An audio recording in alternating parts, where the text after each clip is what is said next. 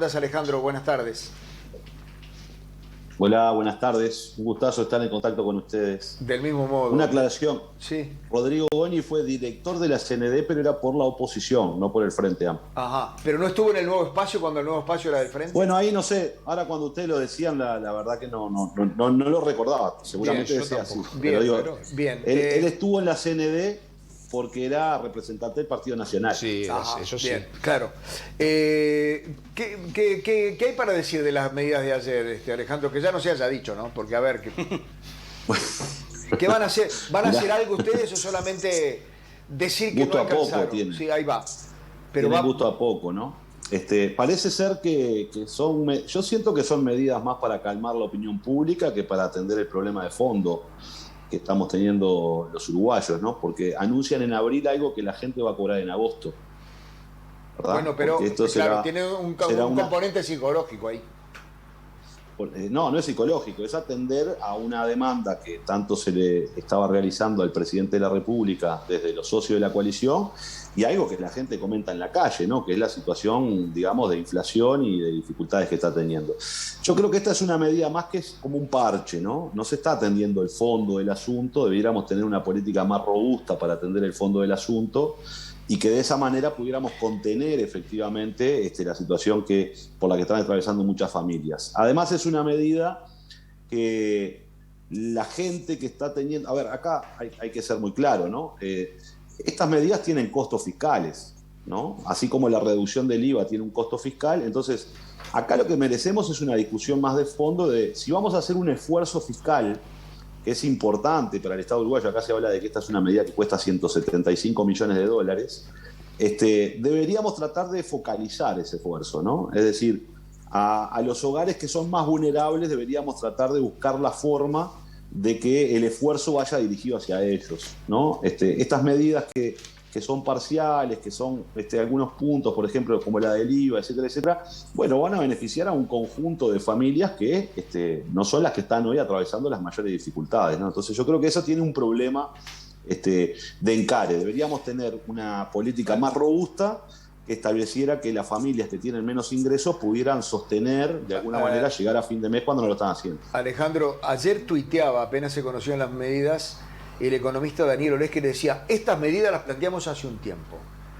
¿Pero cómo entonces? Sí. ¿No es que no eran las que debieran ser? No, porque en la discusión de la rendición de cuentas del año pasado, nosotros le decíamos al gobierno que con su pauta salarial lo que iba a suceder era que iba a erosionar la capacidad de compra de los salarios, y el gobierno nos dijo que eso no iba a ser así porque la inflación no iba a ser tan alta y entonces en función de eso los correctivos que tenían planteados eran correctivos correctos y que no iba a haber pérdida de salario. El gobierno termina reconociendo de que hubo una pérdida del poder de compra muy grande de las familias y por eso genera este adelanto, porque recordemos lo siguiente, esto es un adelanto que la gente va a poder empezar a cobrar en agosto a cuenta del ajuste que iba a tener en enero del año próximo, ¿verdad? Sí. Con lo cual, si el problema lo tenemos hoy, la gente tiene que esperar 3 meses para recibir 3% de aumento en el caso de los funcionarios públicos, en el caso de los jubilados y 2% en el caso de los funcionarios públicos. Entonces estamos hablando de que la gente está atravesando por dificultades hoy y va a tener que esperar 3 meses, porque esto se va a aplicar en julio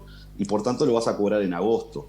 Quiere decir que la mitad del año te quedaste sin medidas para contener esta situación. Entonces lo que nosotros decimos es, esto habría que haberlo aplicado el 1 de enero, con un correctivo claro para que no hubiera una nueva caída de salario de las jubilaciones. Eso es lo que hace referencia a Olesker. Y lo que yo te hacía referencia recién es cómo focalizamos de alguna manera el esfuerzo fiscal para que las personas que son más pobres en realidad puedan sostener este incremento de precios que se ha generalizado en la sociedad. Estamos hablando de las jubilaciones mínimas, estamos hablando que para un jubilado estamos hablando de que en agosto va a cobrar recién 470 y algo de pesos, ¿no? Y todos sabemos que el incremento de los precios del 1 de enero hasta acá ha sido muy grande en muchos productos importantes de la canasta y que esos 400 pesos en realidad es muy poco dinero. Claro, frente a la nada, algo es algo. Claro. ¿Debiera ser más el aumento, Alejandro, más porcentaje? ¿Debiera ser por franja? ¿Debiera ser...? No sé. Bueno, es lo que yo te estoy diciendo. Yo creo que tendríamos que haber ido a un aumento por franjas, de un incremento del salario mínimo. Tendríamos que tratar de generar algo que el Poder Ejecutivo ya puede. Por ejemplo, las personas que reciben la tarjeta Mides, que el resto de su consumo pueda tener una exoneración de IVA. Porque hoy el monto que se le acredita a la tarjeta a las personas que están en el MIDES no paga IVA. Nada, el 100% de lo que se le acredita no paga IVA. Ahora, el resto del consumo de esa familia sí paga IVA. Entonces, deberíamos tratar de focalizar ahí, que en el mundo están hablando del IVA personalizado, tratar de hacer que el IVA no sea tan regresivo, porque el IVA es un impuesto ciego que no mide la capacidad contributiva, ¿no? Ustedes decían algo que dijo hoy Schifani diciendo, bueno, este incremento para los funcionarios públicos también va a ser para los legisladores, que no están pasando por un problema. Y bueno, yo creo que también, por eso creo que habría que haber escalonado de alguna manera el incremento salarial a efectos de que los salarios más bajos reciban un incremento mayor, porque son los que están sufriendo más. Entonces me parece que esa podría haber sido una medida mucho mejor, que implicaba de alguna manera atender fuertemente a esa familia. El otro problema que tenemos son las personas que están por fuera de este sistema, ¿no? O sea, primero, los trabajadores privados no sabemos si van a tener incremento o no, porque el gobierno sugirió, las cámaras han salido a decir que no están de acuerdo, así que veremos qué es lo que pasa en el Consejo de Salario, pero después tenés un mundo entero de cuentapropistas, de monotributistas, de gente que vive de changa, de zafra, es decir, los salarios más bajos, que deberíamos ver cómo atendemos esa situación, porque es ahí donde se está generando los mayores problemas en la sociedad. Se dice que hay un paquete de medidas que están estudiando el Ministerio de Economía y el MIDES. ¿Estás enterado de alguna de ellas, Alejandro? No tengo conocimiento de ninguna, sí he escuchado que se está hablando de alguna de esas cosas. De hecho, la Comisión de Hacienda de la Cámara de Senadores votó por unanimidad la minuta antes de la semana de turismo, una minuta donde le planteamos al gobierno la posibilidad de una desgravación más amplia de productos del caso del IVA, y le ponemos incluso al Poder Ejecutivo diciendo, bueno, que utilice los mecanismos, los medios electrónicos a efectos de poder justamente focalizar esas medidas en los hogares más pobres. No tenemos una respuesta, en teoría. La Cámara de Senadores va a sesionar el día 3 de mayo, así que suponemos que ahí el 3 de mayo se votará esa minuta y quizás tengamos alguna noticia en ese sentido. Yo creo que sería una muy buena medida. ¿Y antes no? ¿Por qué no sesiona antes la Cámara?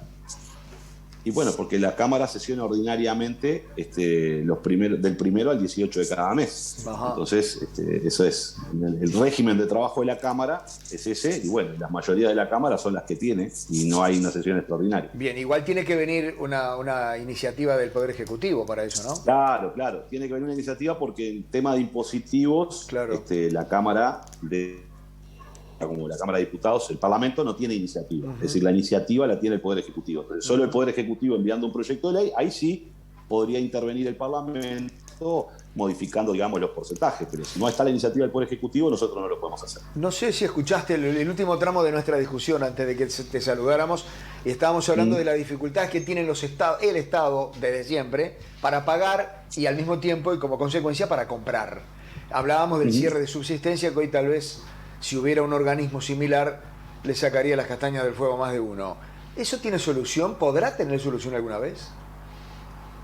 Bueno, sí tiene. De hecho, en el periodo pasado se generó la UDAS, que es la Unidad Centralizada de Compras del Estado, que permitió de alguna manera abaratar enormemente los costos de compra del Estado. Porque muchas veces es verdad lo que ustedes comentaban, porque hay una lógica instalada, una cultura instalada dentro de las empresas uruguayas de que el Estado paga tarde y mal, y por tanto entonces le transfieren ese costo y le cobran siempre más caro al Estado, ¿no? Eso se daba mucho antes en el Estado. Ahora, desde que se generó todo el proceso de transacciones electrónicas, donde se llevó adelante la unificación de las unidades de compra de los distintos estamentos del Estado para poder entrar en licitaciones mucho más grandes, eso ha abaratado bastante los costos de compra del Estado, ¿no? Y yo creo que ese mecanismo es un mecanismo que hay que utilizarlo y fortalecerlo, la Agencia de Compras del Estado, como un mecanismo para que el Estado pueda comprar en mejores condiciones, porque de hecho el Estado paga casi al contado, a 30 días, con lo cual no debería cobrarle sobrecostos, y el proceso de licitaciones y cuestiones competitivas puede ayudar. Acá en el caso de ACE, que fue el que disparó la discusión de ustedes, sí, hay que ser muy claro. El problema es que acá hubo una modificación, que es una decisión de gestión de ACE, en donde decidió comprar menos medicamentos. Entonces bajó los stocks de medicamentos que tienen las distintas unidades ejecutoras de ACE, y entonces cuando se quedan sin medicamentos tienen que volver a realizar una compra y no tienen stock para sostener. Entonces, ¿se corta? ¿Hola? Poco. Sí, pero se escuchó. Se cortó, pero vos seguiste hablando. Sí.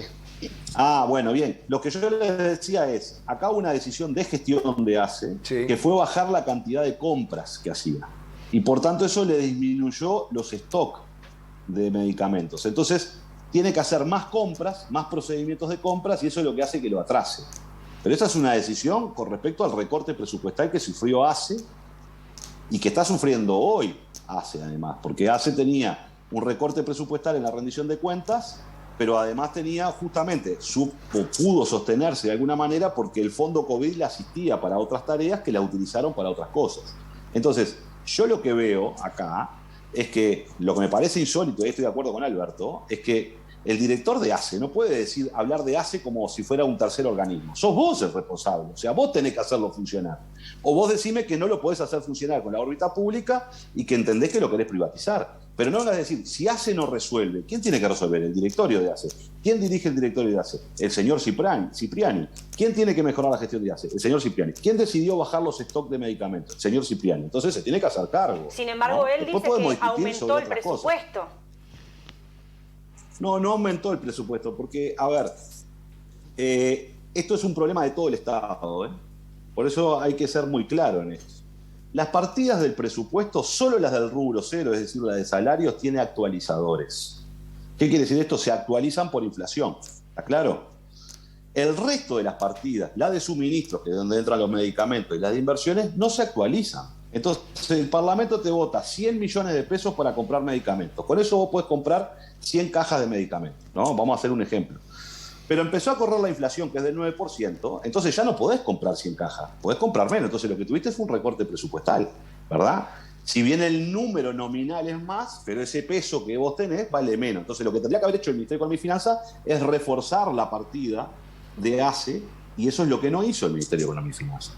Pero a su vez ACE tomó una decisión que es fraccionar de alguna manera las compras, es decir, no tener un stock tan grande de medicamentos, porque como tiene menos recursos, dice, bueno, me voy a guardar menos medicamentos en la valija, y entonces lo que le termina pasando a ACE es que cuando se le agotan los medicamentos, bueno, los procesos de compra son más lentos y llegan con atraso. Ese es el problema que está teniendo ACE hoy. Entonces, es claramente un problema de gestión. Y es claramente un problema de gestión por decisiones que tomó el directorio de ACE. Entonces, no puede decir Cipriani que si ACE no lo puede resolver, como si él no fuera ACE, va a tener que tomar otra medida. Pues si lo quiere privatizar, que lo diga, y que lo diga con sinceridad. Alejandro, Antonio te va a hacer la última pregunta. En realidad no es una pregunta, solamente un comentario para que no quede en ese lugar, porque estoy seguro que muchos proveedores del Estado pueden estar escuchando y decir que pagan a 30 días puede llegar a hacer ruido muchísimo. Yo conozco deudas que son desde el 2019 que no se han pago. O sea que decir que se pague 30 días... capaz que en algún lugar, sí. Capaz que en algún lugar puede ser, pero no es el común denominador del pago del Estado.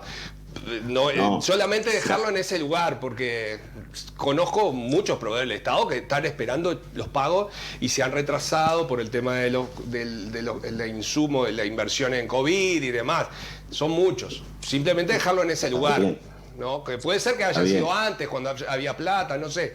¿Cuándo hubo plata? No sé. Bueno, esas decisiones seguramente pueden haber sido decisiones de gestión.